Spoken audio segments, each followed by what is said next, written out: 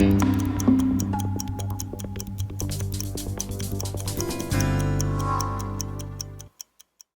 that time of day on the clock, and this week we've got Kevin Magee from Microsoft Canada joining us. Kevin, how are you?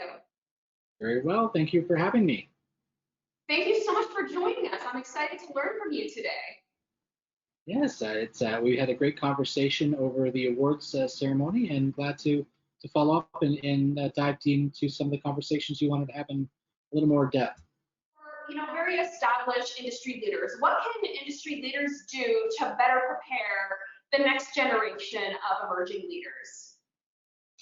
I think give them a chance. That's the number one thing that I can say is that it's so discouraging to come out of university and you look at the jobs and or college or whatever your training program is, and it says 5 years experience. Some of these technologies haven't even been around for 5 years, so the person that invented the technology might not even be qualified to apply for this entry-level job.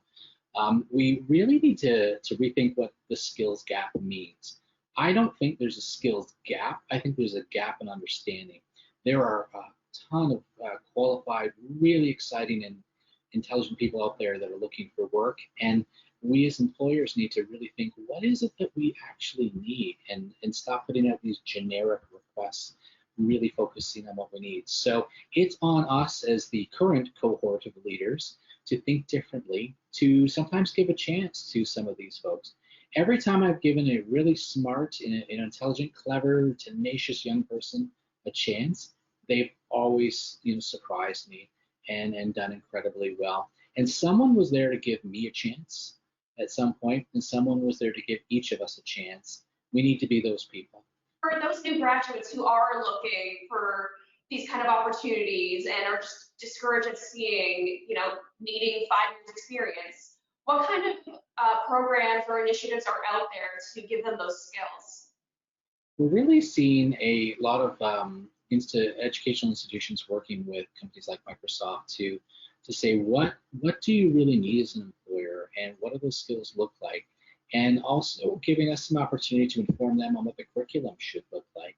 And we have very candid discussions, which is fantastic. Where I look at what they're teaching and say, this is great, but I mean, it's so out of date, it's not going to be effective, or we need much more practical experience or whatnot. And they're able to share with me some of the thoughts and concerns. The best of the students, the best advice I can give employers is spend time with students, set up an advisory board or whatnot, or just ask them, what do they want? Because often we're offering salaries or perks or whatnot that are not in line with the needs of the up and coming generation. What advice would you give to our new emerging leaders or someone who is younger and they're starting out their career? What advice would you give them? I think it's the future of our industry is going to be not just to be technically proficient. Most of the young folks are really interested in proving how technically proficient they are to me. But it's those other skills I'm looking for: leadership. It's a much different set of skills leading a red team or a security team than leading a sales or marketing team or an engineering team.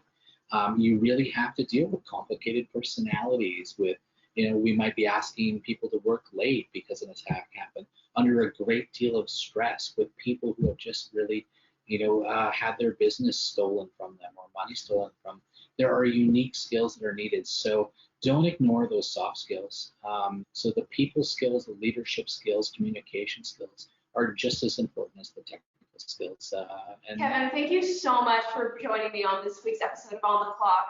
I really enjoyed learning from you, and I feel like I could talk to you about this for hours, but I don't think that we'd be allowed to run this video for that long. And so I hope that you continue to stay positive while testing negative. Okay. Thank you very much.